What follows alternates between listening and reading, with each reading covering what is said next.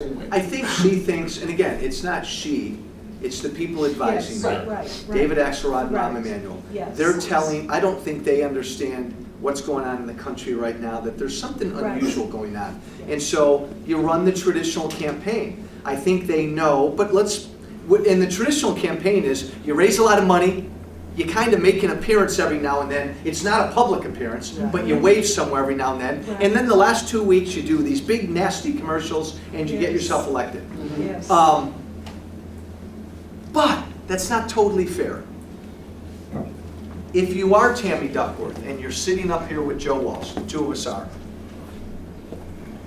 and you ask her a question about Obamacare, and she has to defend it, is that going to be easy for her? No, be honest. Is that going to be easy for her? Take a guess. Well, I'm smart. Take a guess. So no, it's not going to be No, it's going to be easy. very difficult. Why doesn't, think about this, folks, this president enacted the largest, most significant piece of healthcare legislation since Medicare and Medicaid. Right. How come he's trying to get reelected without even talking about Obamacare? Right. Doesn't that ever just make you scratch your head? He's going to spend the next 6.5 months trying to get elected without saying a word about what he's done. Now, if you've got any sort of smarts about you, don't you say, now wait a minute. If these things you've done you think are good, how come you're not talking about them? Now, I guess I believe most voters at the end of the day are going to say that. Not everybody. Tammy's going to do the same thing because she can't separate herself from Obama. If you vote for Tammy Duckworth, who are you voting to make the next Speaker of the House? Nancy Pelosi. So, do you think most of the people, even in this district, want to go back to having Nancy Pelosi and the Democrats in charge of all of Washington? Oh, gosh no. Gosh no. I'll bet you Tammy Duckworth, I mean, think about this. David Axelrod is running her campaign. Is Axelrod pretty close to Obama? If you were Tammy, you could probably snap your fingers and get Obama in this district. Oh, without question. She won't. She won't. See, I think it's hard. I should never dance. I think it's awful hard to run for office if you can't really defend what you believe. Tammy Duckworth has said, I believe in government-run health care for everybody. Why? Hold on a minute. Now, if that's what she believes, are you telling me that she wants to take the chance of standing in front of an audience of anybody and have to defend that? Exactly. Whoa! Right. Not going to happen. So, she's going to do the opposite of what I'm going to do the next 6.5 months. She's going to bring out that young fellow with that camera.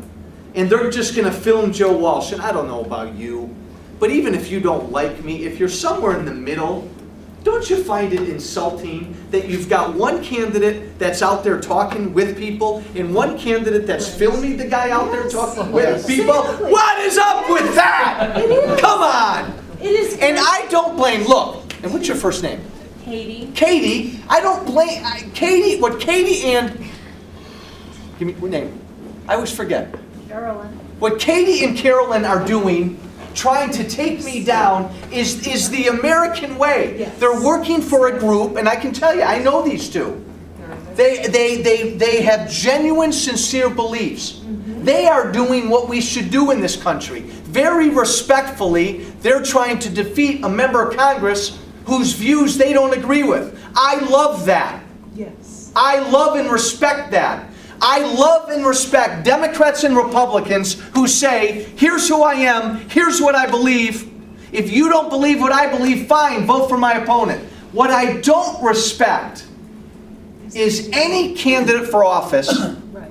who will not have the decency to get in front of voters. And Tammy Duckworth won't. Can I finish? Quickly. Okay. I interrupted you. Because the way I do see her not appearing with anything or being closed like this May 2nd today is that it's kind of insulting, like, oh, well, I'm not going to bother myself with commoners. Like, I'm above that. You know, I'm too good for talk to the little people. So that's how it's coming across to me, people, and I can be objective because I can't vote for either one of them.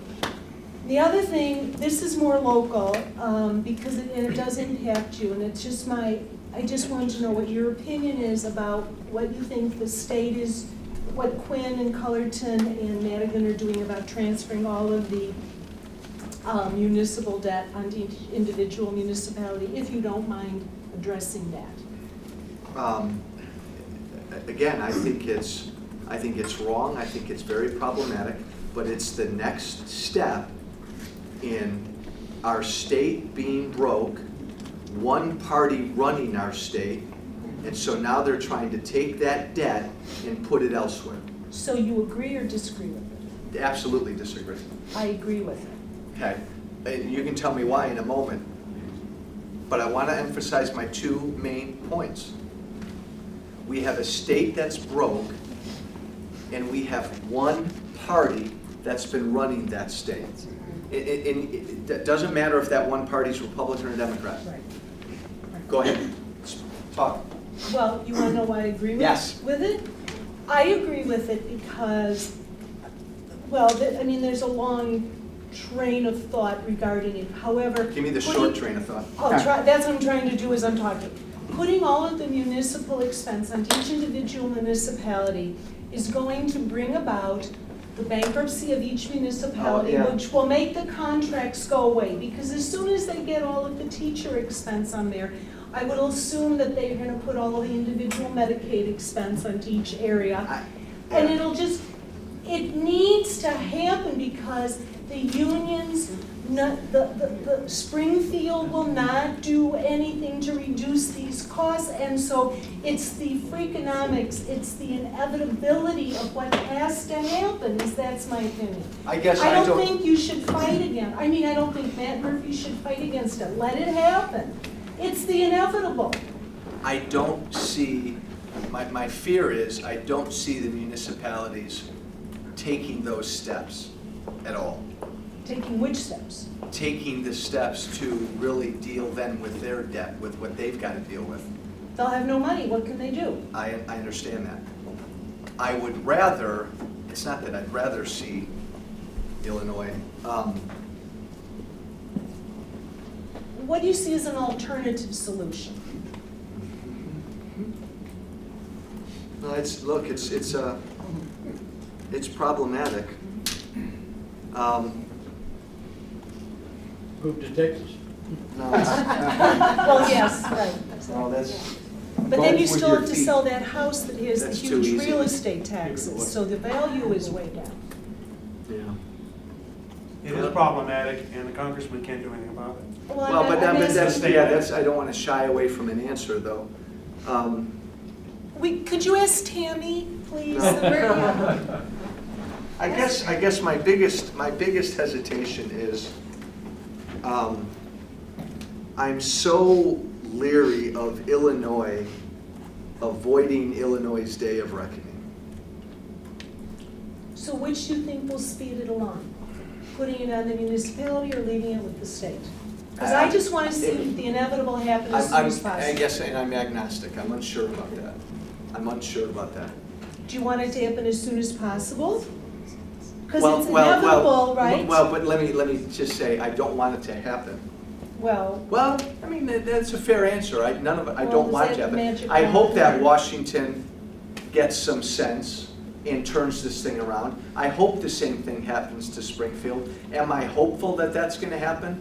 I'm very skeptical. If I had money to put down in Vegas on it, I think I know where I'd put my money. But we're always hopeful. I think we're at the point, though. that sounds like Obama. No. Hope. Hope and change?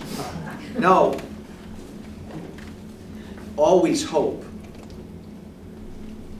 It amazes me that people voted for change without asking change what, change to what. Think about that. As a population, we voted for change. What does that mean? Change what, change to what? Socialism. we're going to. Fundamental change. But I don't want to, look, we're at the point where it's become a political, it's come down to politics. Illinois will never get its house in order as long as the Democrats run this state. Yes. Right. Period. That 100%. Now, we've put Republicans in charge at times, and they They've have done often bad not stuff. done Right. what's right. Right. But what we know is, when it comes to this thing called government, growing it, not worrying about how big it's getting, that's where the Democrats are. Right. So the Republicans really are your only hope. And as I've said before, if we don't do what's right, I tell my leaders in Washington this all the time, something else is coming. Because the American people aren't going to stand for this. If the Republicans don't do what they need to do, people are going to step over the Republicans to do what's right. Which is the Tea Party. But I never, ever, ever want to lose hope. I do not believe, and here's, okay, they're going to splice this line. I do not believe in our government all the time. So it'll be, Joe Walsh doesn't believe in his government. I believe in our people. I believe in us. That's where my hope lies. And again, I would argue that's the opposite of this president. His hope, his faith, his everything is in government. Yes. Is there anyone else with a question? Fire away. This is a Homeland Security question. Are you on the Homeland Security Committee? I am. Did Obama promise transparency? I did. heard Right. that Homeland Security with ICE put in an order for 450,000 hollow point bullets. 450 million. Whatever. Anyway, it's enough. It's enough. Well, that's a big difference. It's enough to fight a war in Iraq for 7 years, active warfare. They are domestic agencies. The hollow point bullets actually shred your internal organs. You fall on the ground and you bleed to death. Is there truth to this? What is going on? Why would domestic agencies need to put in this gigantic order for bullets that are banned by the Geneva Convention? Have heard discussion of, have not looked at, don't know the truth of, ATK, I believe. but will be looked at. Good. You know, oftentimes I hate giving that answer because there's so much sort of in that, even just in that area, in the Homeland Security area, that needs to be looked at. So many executive orders that this president has done. So many things he's done quietly. So many regulations he's put in quietly. And again, because of the age we live in, you all hear stuff sooner than I do. Now, everything we hear on the internet we know isn't true. We always got to be careful. But have heard of, just don't know the truth of yet. The defense contractor was ATK. You've heard that? Yes, have heard of and we'll look into. Yes, sir. I just heard of an executive order pertaining to Homeland Security having to do with the enforcement of green job effects on lower income people. Are you familiar with that? Does that ring a bell?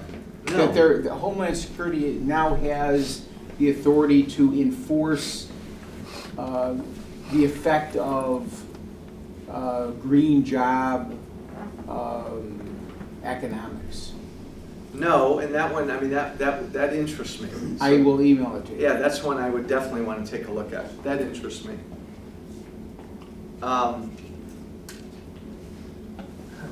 Congress could spend a lot of its time the next 6.5 months investigating policy things this president has done. From Fast and Furious to a lot of the green jobs, to a number of, you'd be blown away if you saw how active the EPA really is. And there's a real fear that this president has a pile this high of EPA regs that he's just going to do this to the day after the election.